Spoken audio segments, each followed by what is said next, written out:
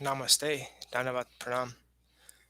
All glories to Srila Bhakti Rakshakshara Dev Goswami Maharaj Ki Jai. All glories to Srila A.C. Bhaktivedanta Swami Prabhupada Ki Jai. All glories to our Rupanuga Guru Varga Ki Jai.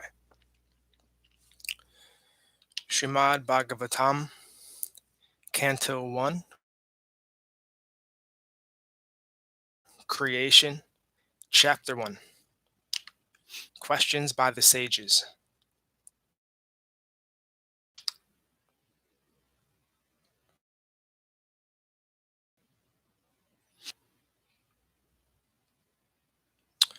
Om Namo Bhagavate Vasudevaya. Janmadhyasya Yatonvayad Itaratas Chertesvabhijanasvarat. Tane Brahma Hridaya Adi Kavaye Muhyantiyat Suraya. Tejo Vadim Ridam Yata Vinimayo Yatra Trisargo Mrisha. Danmas Vena Sada Nirasta Kuhakam Satyam Param Dimahi. O my Lord, Sri Krishna, son of Vasudeva, O all-pervading personality of Godhead, I offer my respectful obeisances unto you. I meditate upon Lord Sri Krishna because he is the absolute truth and the primeval cause of all causes of creation, sustenance, and destruction of the manifested universes. He is directly and indirectly conscious of all manifestations, and he is independent because there is no other cause beyond him. It is he only who first imparted the Vedic knowledge unto the heart of Brahmaji, the original living being. By him, even the great sages and demigods are placed into illusion, as one is bewildered by the illusory representations of water, seen in fire, or land, seen on water.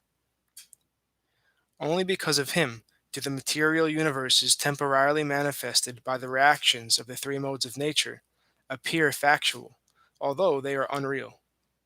I therefore meditate upon him, Lord Sri Krishna, who is eternally existent in the transcendental abode, which is forever free from the illusory representations of the material world. I meditate upon him, for he is the absolute truth. Purport from Srila A.C. Bhaktivedanta Swami Prabhupada. Obeisances unto the personality of Godhead Vasudeva directly indicate Lord Sri Krishna, who is the divine son of Vasudeva and Devaki. This fact will be more explicitly explained in the text of this work. Sri Vyasadeva asserts herein that Sri Krishna is the original personality of Godhead, and all others are his direct or indirect plenary portions or portions of the portion.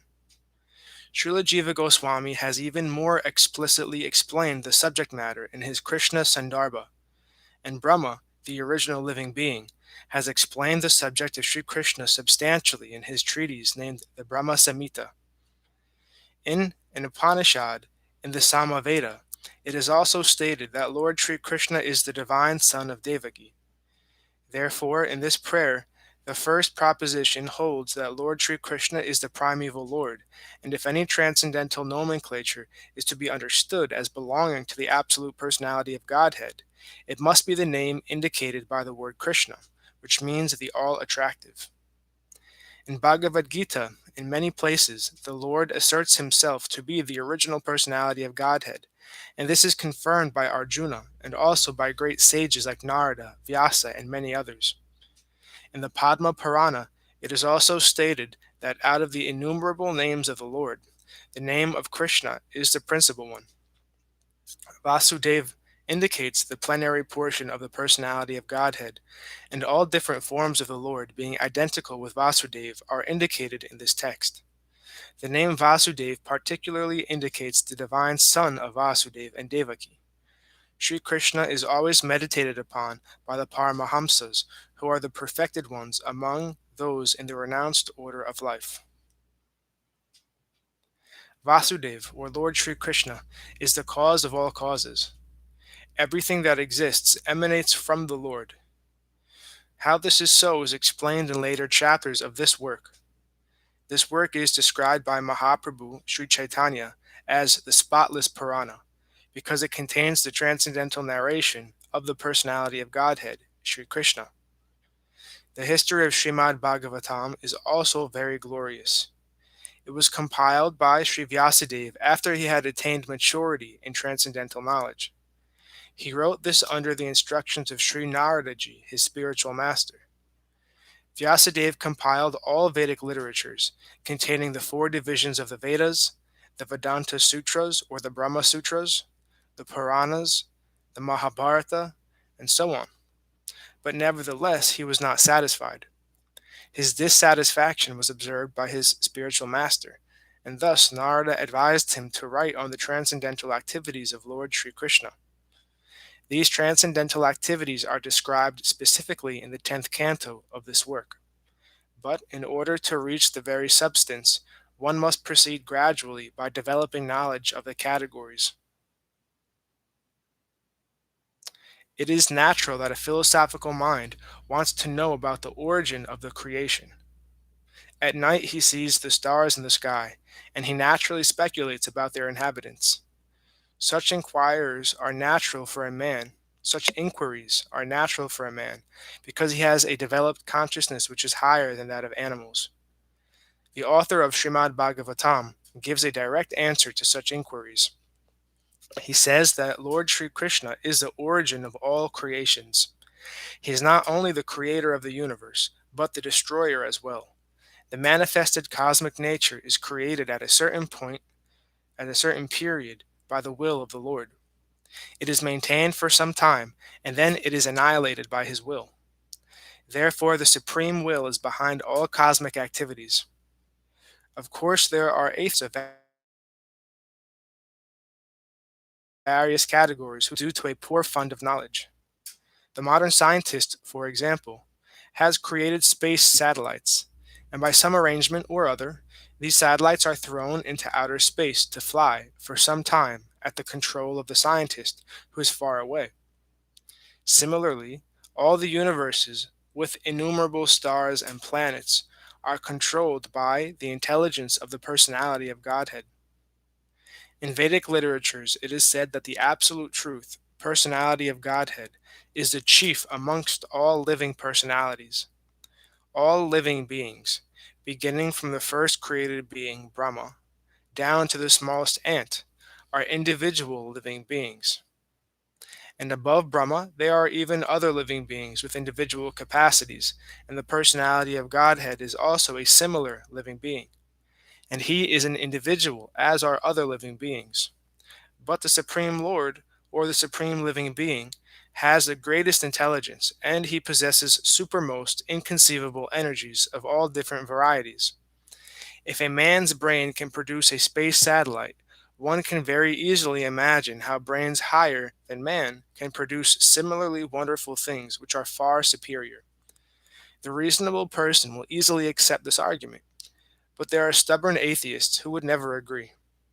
Srila Vyasadeva, however, at once accepts the Supreme Personality, the Supreme Intelligence, as the Parameshvara. He offers his respectful obeisances unto the Supreme Intelligence addressed as the Para or Parameshvara, or the Supreme Personality of Godhead. And that Parameshvara is Sri Krishna, as admitted in Bhagavad-gīta and other scriptures delivered by Sri Vyasadeva, and specifically in this Śrīmad-Bhāgavatam, in Bhagavad-gīta. In Bhagavad-gīta, the Lord says that there is no other Paratattva, summum bonum, than himself. Therefore, Sri Vyasadeva at once worships the Paratattva, Sri Krishna, whose transcendental activities are described in the 10th canto. Unscrupulous persons go immediately to the 10th canto, and especially to the 5 chapters which describe the Lord's rasa dance. This portion of Śrīmad-Bhāgavatam is the most confidential part of this great literature. Unless one is thoroughly accomplished in the transcendental knowledge of the Lord, one is sure to misunderstand the Lord's worshipable transcendental pastimes called rasa dance and his love affairs with the gopis. This subject matter is highly spiritual, and only the liberated persons who have gradually attained to the stage of Paramahamsa can transcendentally relish this rasa dance. Srila Vyasadeva, therefore, gives the reader the chance to gradually develop spiritual realization before actually relishing the essence of the pastimes of the Lord. Therefore, he purposely invokes a Gayatri mantra, Dhimahi. This Gayatri mantra is meant for spiritually advanced people. When one is successful in chanting the Gayatri mantra, he can enter into the transcendental position of the Lord. One must therefore acquire Brahminical qualities or be perfectly situated in the quality of goodness in order to chant the Gayatri mantra successfully, and then attain to the stage of transcendentally realizing the Lord, his name, his fame, his qualities, and so on. Śrīmad-Bhāgavatam is the narration of the Svarup of the Lord manifested by his internal potency. And this potency is distinguished from external potency, which has manifested the cosmic world, which is within our experience. Srila Vyasadeva makes a clear distinction between the two in this shloka. Sri Vyasadeva says herein that the manifested internal potency is real, whereas the external manifested energy in the form of material existence is only temporary and illusory, like the mirage in the desert. In the desert mirage, there is no actual water. There is only the appearance of water. Real water is somewhere else. The manifested cosmic creation appears as reality, but reality, of which this is but a shadow, is in the spiritual world. Absolute truth is in the spiritual sky, not the material sky. In the material sky, everything is relative truth. That is to say, one truth depends on something else. This cosmic creation results from interaction of the three modes of nature, and the temporary manifestations are so created as to present an illusion of reality to the bewildered mind of the conditioned soul, who appears in so many species of life, including the higher demigods like Brahma, Indra, Chandra, and so on. In actuality, there is no reality in the manifested world. There appears to be reality. However, because of the true reality which exists in the spiritual world, where the personality of Godhead eternally exists with his transcendental paraphernalia.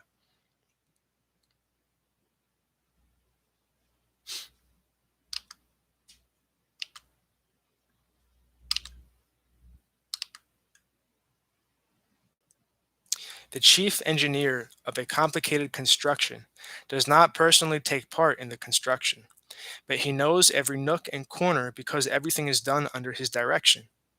He knows everything about the construction, both directly and indirectly. Similarly, the personality of Godhead, who is the supreme engineer of this cosmic creation, knows every nook and corner, although affairs are being carried out by demigods.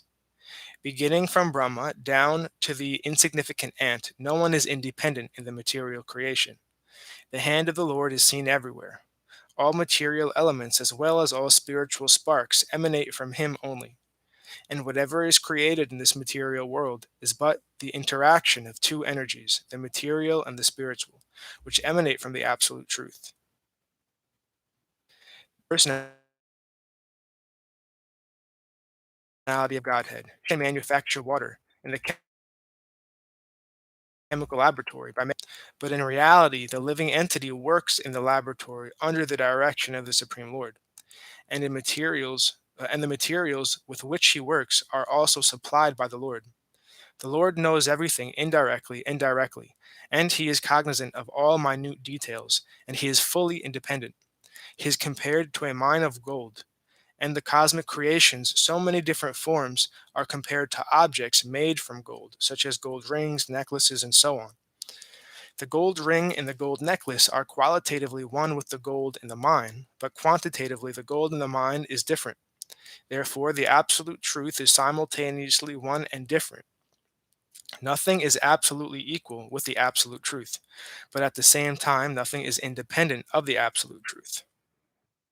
Conditioned souls beginning from Brahma, who engineers the entire universe down to the insignificant ant, are all creating, but none of them is independent from the Supreme Lord.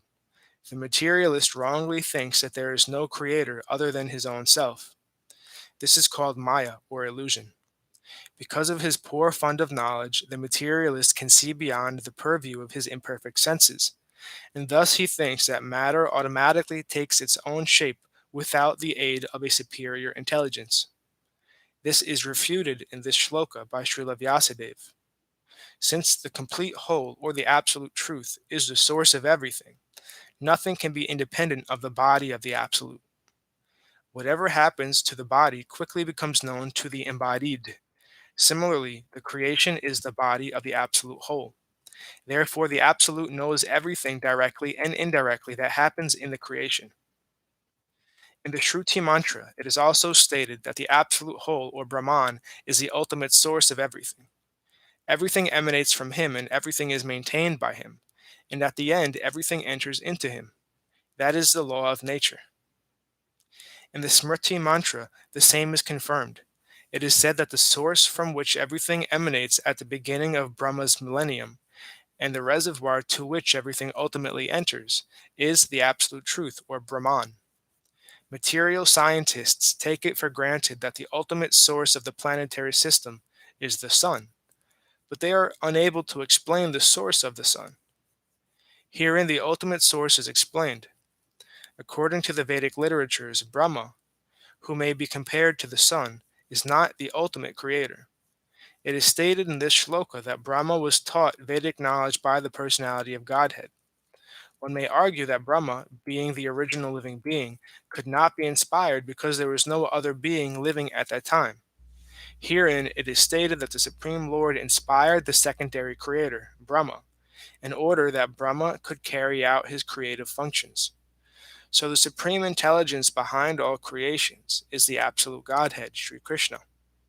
In Bhagavad Gita, Lord Sri Krishna states that it is he only who superintends the creative energy, Prakriti, which constitutes the totality of the matter. Therefore, Sri Vyasadeva does not worship Brahma, but the Supreme Lord who guides Brahma in his creative activities. In this shloka, the particular words Abhigyan and Svarat are significant. These two words distinguish the Supreme Lord from all other living entities. No other living entity is either Abhigyan or Svarat. That is, no one is either fully cognizant or fully independent. Even Brahma has to meditate upon the Supreme Lord in order to create. Then what to speak of great scientists like Einstein? The brains of such a scientist are certainly not the products of any human being. Scientists cannot manufacture such a brain, and what to speak of foolish atheists who defy the authority of the Lord? Even Mayavadi impersonalists who flatter themselves that they can become one with the Lord are neither Abhigyan nor Svarat. Such impersonalists undergo severe austerities to acquire knowledge to become one with the Lord, but ultimately they become dependent on some rich disciple who supplies them with money to build monasteries and temples. Atheists like Ravana or Hiranyakashipu had to undergo severe penances before they could flout the authority of the Lord. But ultimately, they were rendered helpless and could not save themselves when the Lord appeared before them as cruel death. This is also the case with the modern atheists, who also dare to flout the authority of the Lord. Such atheists will be dealt with similarly, for history repeats itself. Whenever men neglect the authority of the Lord, nature and her laws are there to penalize them. This is confirmed in Bhagavad Gita 4.7, in the well-known verse, Yadha yadahi dharmasya glani. Whenever there is a decline of dharma and a rise of adharma, O Arjuna, then I incarnate myself. That the Supreme Lord is all perfect is confirmed in all Shruti mantras. It is said in the Shruti mantras that the all-perfect Lord threw a glance over matter and thus created all living beings. The living beings are parts and parcels of the Lord, and he impregnates the vast material creation with seeds of spiritual sparks. And thus the creative energies are set in motion to enact so many wonderful creations. An atheist may argue that God is no more expert than a watchmaker, but of course God is greater because he can create machines in duplicate male and female forms. The male and female forms of different types of machineries go on producing innumerable similar machines without God's further attention. If a man could manufacture such a set of machines that could produce other machines without his attention, then he could approach the intelligence of God. But that is not possible, for each machine has to be handled individually. Therefore, no one can create as well as God. Another name for God is Asamordva, which means that no one is equal to or greater than him. Param Satyam, or the Supreme Truth, is he who has no equal or superior. This is confirmed in the Shruti mantras. It is said that before the creation of the material universe there existed the Lord only, who is master of everyone. That Lord instructed Brahma in Vedic knowledge. That Lord has to be obeyed in all respects. Anyone who wants to get rid of the material entanglement must surrender unto him. This is also confirmed in Bhagavad Gita.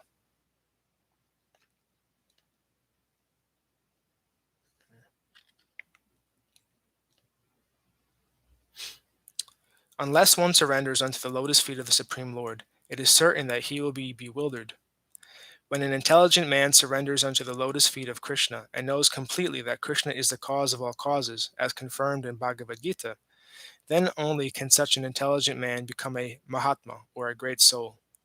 But such a great soul is rarely seen. Only the Mahatmas can understand that the Supreme Lord is the primeval cause of all creations. He is Parma, or ultimate truth, because all other truths are relative to him. He is omniscient. For him there is no illusion. Some Mayavadi scholars argue that Śrīmad-Bhāgavatam was not compiled by Sri Vyasadeva, and some of them suggest that this book is a modern creation written by someone named Vopadeva.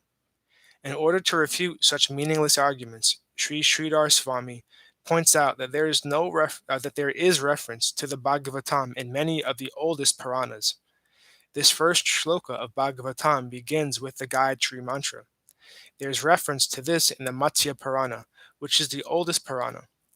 In that Purana, it is said with reference to the Gayatri mantra in the Bhagavatam that there are many narrations of spiritual instructions beginning with the Gayatri mantra. And there is the history of Vritasura. Anyone who makes a gift of this great work on a full moon day attains to the highest perfection of life by returning to Godhead. There is reference to Bhagavatam in other Puranas also, where it is clearly stated that this work was finished in 12 cantos, which included 18,000 shlokas. In the Padma Purana also there is reference to the Bhagavatam in a conversation between Gautama and Maharaj Ambarish. The king was advised therein to read regularly Śrīmad-Bhāgavatam if he desired liberation from material bondage. Under the circumstances, there is no doubt about the authority of Bhagavatam. Within the past 500 years, many erudite scholars and acharyas like Jiva Goswami, Sanatan Goswami, Vishwanath Chakravarti, Vallabhacharya, and many other distinguished scholars, even after the time of Lord Chaitanya, made elaborate commentaries on the Bhagavatam. And the serious students would do well to attempt to go through them to better relish the transcendental messages. Srila Visvanath Chakravarti Thakur specifically deals with the original and pure sex psychology, Adi Rasa, devoid of all mundane inebriety. The whole material creation is moving under the principle of sex life. In modern civilization, sex life is the focal point for all activities. Wherever one turns his face, he sees sex life predominant. Therefore, sex life is not unreal. Its reality is experienced in the spiritual world. The material sex life is but a perverted reflection of the original fact. The original fact is in the absolute truth, and thus the absolute truth cannot be impersonal. It is not possible to be impersonal and contain pure sex life. Consequently, the impersonalist philosophers have given indirect impetus to the abominable mundane sex life because they have overstressed the impersonality of the ultimate truth. Consequently, man, without information of the actual spiritual form of sex, has accepted perverted material sex life as the all in all. There is a distinction between sex life in the diseased material condition and spiritual sex life. The Śrīmad-Bhāgavatam will gradually elevate the unbiased reader to the highest perfectional stage of transcendence. It will enable him to transcend the three modes of material activities, fruit of actions, speculative philosophy, and worship of functional deities, as inculcated in Vedic verses. Thus ends our reading for today. All glories to Om Vishnu Pad, Srila Bhakti Nirmal Acharya Maharaj Ki Jai. All glories to Om Vishnu Pad Shripad Bhakti Madhava Puri Maharaj Ki Jai. All glories to our Rupanuga Guru Varga Ki Jai. All glories to the assembled devotees Ki Jai, Bhakti Vrinda Ki Jai. All glories to Shripad Bhakti Vigyan Muni Maharaj Ki Jai. All glories to Shripad Bhakti Niskam Shanta Maharaj Ki Jai. All glories to Vrindavan Dham Ki Jai. All glories to Giri Govardhan Gupta Govardhan Dham Ki Jai. All glories to Tulsi Devi Ki Jai. Nitai Gora Hari Hari Bol.